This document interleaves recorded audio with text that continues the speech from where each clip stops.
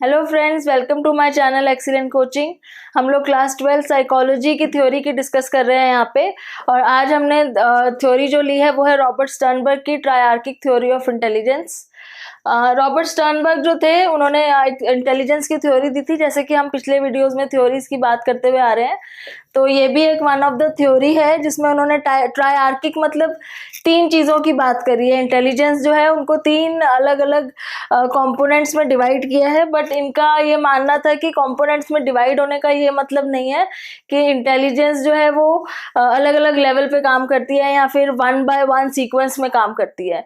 ये बोलते थे कि इंटेलिजेंस एक होलिस्टिक है, यानी कि एक साथ हर चीज़ काम करती है, लेकिन किसी में कोई पर्टिकुलर कंपोनेंट ज़्यादा होता है और कुछ कम होता है, किसी में कोई और कंपोनेंट ज़्यादा होता है और कुछ कम होता है, लेकिन ये सारे ही एक साथ काम करते हैं। तो ये कभी भी इंटेलिजेंस को स्टेजेस में लेके नहीं चलते थे कि पहले एक स्टेज होगी फिर दूसरी, जैसे हमने पिछली बार आर्थर जेनसन की और हमने एक और भी थ्योरीज पढ़ी थी जिसमें लेवल 1 लेवल 2 या फिर 2 फैक्टर थ्योरी की बात हो रखी थी। चार्ल्स स्पीयरमैन की 2 फैक्टर थी। तो पहले जो है ये लोग साइकोलॉजिस्ट ये बोलते थे कि यहाँ तो 2 ही इंटेलिजेंस है, कोई बोलता था एक ही इंटेलिजेंस है, किसी ने बोला था लेवल्स हैं, पहले एक लेवल फिर दूसरा लेवल। तो इनका ये मानना था कि स्टेजेस नहीं है कोई भी इंटेलिजेंस की, कोई भी लेवल्स नहीं है, ये सारा कुछ एक साथ काम करता है। हाँ, लेकिन किसी के अंदर एक एबिलिटी ज्यादा है, किसी के अंदर दूसरी है, तो किसी के अंदर तीसरी है, और टोटली 3 ही एबिलिटीज हैं जिसको मिला जुला के एक इंटेलिजेंस बनती है। तो इनकी ये थ्योरी आई थी 1985 में, और इनकी जो डेफिनेशन है इंटेलिजेंस की वो ये बोलती है कि जो इंटेलिजेंस है it is an ability to adapt, shape and select one's environment to achieve one goal. मतलब कि आप किसी भी एनवायरनमेंट में किस तरह से अपने आप को अडेप्ट करते हो, या उस एनवायरनमेंट को आपके अकॉर्डिंग अडेप्ट कर लेते हो, या फिर आप एक अच्छा एनवायरनमेंट अपने आप ढूंढ लेते हो। करेक्ट। ये तीनों चीजें किसके बारे में? एनवायरनमेंट के बारे में। एनवायरनमेंट मतलब आपके आसपास की सराउंडिंग्स, क्योंकि सारी चीजें उसी से मैटर करती हैं। आप कहाँ पे हो, आपकी सराउंडिंग्स कैसी है, आपका जो गोल अचीव करना है वो आपकी सराउंडिंग्स पे ही डिपेंड करता है। आपका जो भी गोल है, कोई एग्जाम क्रैक करना है, कोई जॉब चाहिए, तो वो आपका एनवायरनमेंट है। तो आप उस गोल को पहुंचने के लिए आप जहाँ पे पढ़ रहे हो, जैसे पढ़ रहे हो, जिस चीज से पढ़ रहे हो उसको क्रैक करने के लिए एग्जाम को, तो वो जो एनवायरनमेंट है आइदर आप उसके अकॉर्डिंग अपने आप को अडेप्ट कर लो ताकि आप अपना गोल अचीव कर सको किसी तरीके से, और आप उस एनवायरनमेंट को अपने अकॉर्डिंग अडेप्ट कर लो। अगर आप नहीं कर सकते, अपने आप को आप चेंज नहीं कर सकते, तो एनवायरनमेंट को चेंज कर लो। इतनी एबिलिटी आप में होनी चाहिए कि आप एनवायरनमेंट को चेंज कर लो अपने अकॉर्डिंग। फॉर एग्जांपल, आप बाहर जाके नहीं पढ़ सकते तो आप घर में लैपटॉप ले आए और घर में बैठ के पढ़ रहे हो ऑनलाइन।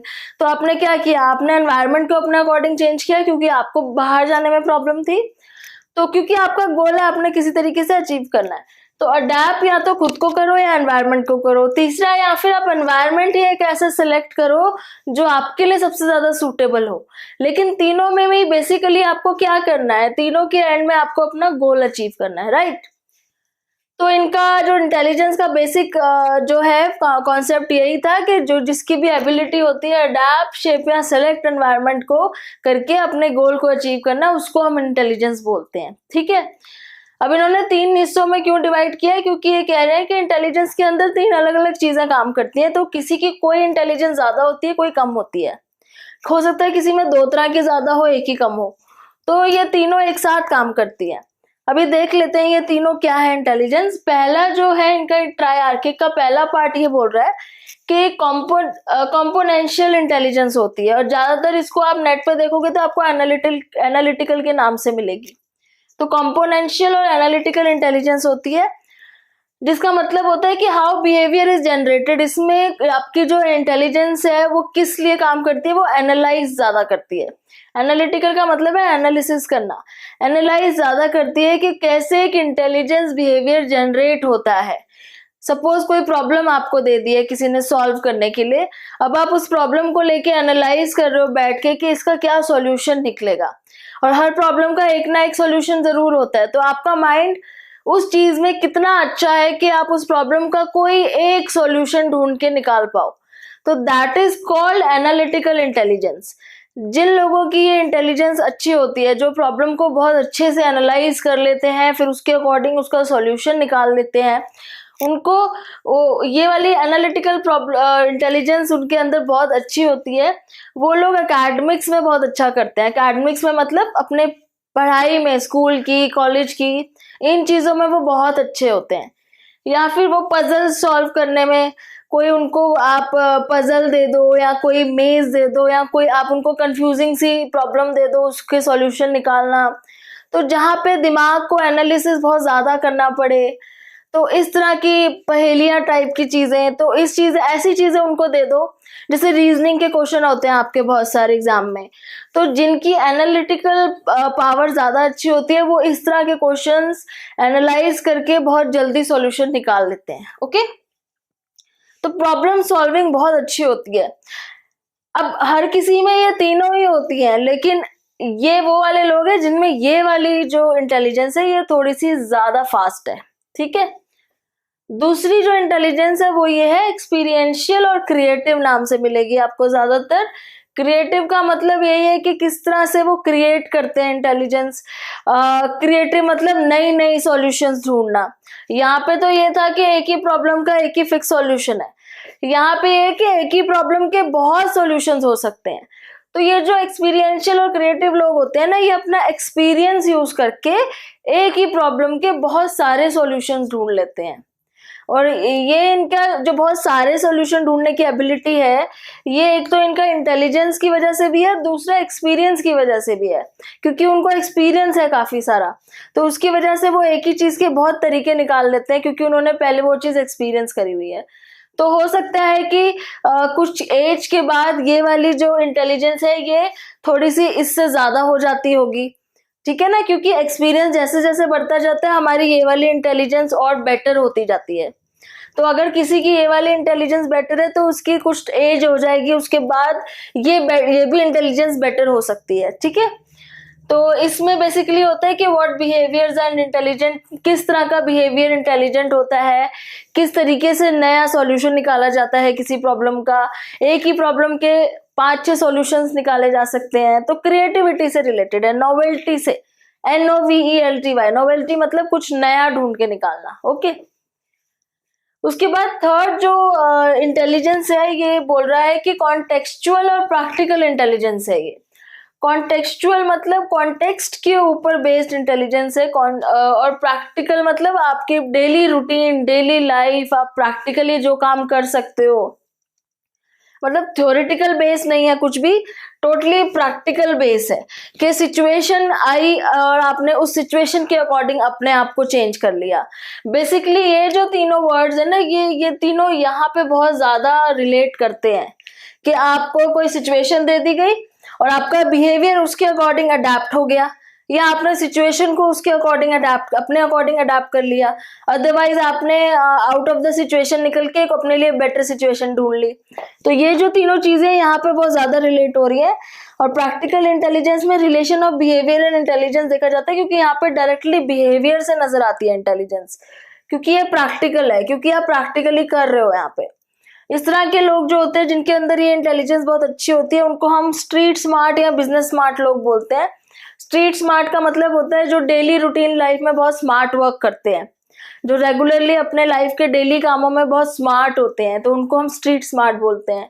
बिजनेस स्मार्ट मतलब वही जो बिजनेस माइंडेड लोग होते हैं, जो जिनको प्रैक्टिकली हैंडल करना आता है अपनी सिचुएशन को, और अपॉर्चुनिस्ट होते हैं, सिचुएशन में से कैसे फायदा निकालना है, तो वो सब, उसको हम बिजनेस स्मार्ट बोलेंगे। तो वो सब जो इंटेलिजेंस है वो इसमें आती है, कॉन्टेक्सचुअल या प्रैक्टिकल, जिसमें आप बेसिकली सिचुएशन में आपको खड़ा कर दिया जाता है और आपको उसमें से अपने आप को सॉल्यूशन ढूंढ के निकालना होता है अपना गोल अचीव करने के लिए। तो कॉम्पोनेंशियल हो गई, एक्सपीरियंशियल हो गई और कॉन्टेक्चुअल हो गई। अब कॉम्पोनेंशियल में ये 3 चीजें और इम्पोर्टेंट आपके उसमें सब डिविजन्स दी हुई है कि कॉम्पोनेंशियल कैसे काम करती है। कॉम्पोनेंशियल में ना 3 प्रोसेसेस और दिए हैं आपके, knowledge acquisition, performance and Meta component. Basically simple से वर्ड है। नॉलेज एक्विजिशन का मतलब होता है कि नॉलेज कैसे एक्वायर करी जाए, नॉलेज ली जाए किसी से, तो पहले नॉलेज ली जाती है। उसके बाद मेटा कॉम्पोनेंट्स काम करते हैं। मेटा कॉम्पोनेंट्स होते हैं जो हायर ऑर्डर थिंकिंग स्किल्स होते हैं, हायर ऑर्डर थिंकिंग स्किल मतलब जहाँ पे आप काफ़ी प्लानिंग करते हो और normal day to day routine से बेटर, ज़्यादा एनालिसिस करके ज़्यादा बेटर सॉल्यूशन निकालते हो। तो जब आपके माइंड में हायर थिंकिंग होती है, हायर लेवल की थिंकिंग होती है, तो उसको हम मेटा कॉम्पोनेंट्स बोलते हैं। और परफॉर्मेंस बेसिकली कैसे आप परफॉर्म करते हो, तो पहले नॉलेज, एक पे आपको नॉलेज होती है, फिर आप उसको लेके प्लानिंग करते हो, हायर ऑर्डर थिंकिंग करते हो, फिर उसके बाद आप परफॉर्म करते हो। तो ये तीनों प्रोसेसेस आपके इसमें आते हैं एनालिटिकल वाले में, कि जब भी हम कोई प्रॉब्लम यहाँ पे सॉल्व करने जाते हैं, कोई प्रॉब्लम हमें मिलती है, तो पहले हम क्या करते हैं, उसके बारे में जानते हैं कि वो प्रॉब्लम कैसी है। तो पहले हम नॉलेज एक्विजिशन करते हैं, फिर उसके बाद हमारा दिमाग सोचने लग जाता है कि उसको कैसे सॉल्व करना है। हम हायर ऑर्डर थिंकिंग यूज करते हैं कि कैसे ये सॉल्व होगा बेटर तरीके से, इसका क्या सॉल्यूशन निकल सकता है, नॉर्मल तरीके से नहीं और बेटर तरीके से। फिर लास्ट में थर्ड प्रोसेस क्या करते हैं, हम उसको परफॉर्म करते हैं, मतलब उसको सॉल्व करने की कोशिश करते हैं। तो ये तीनों स्टेप्स इसी के अंदर आते हैं।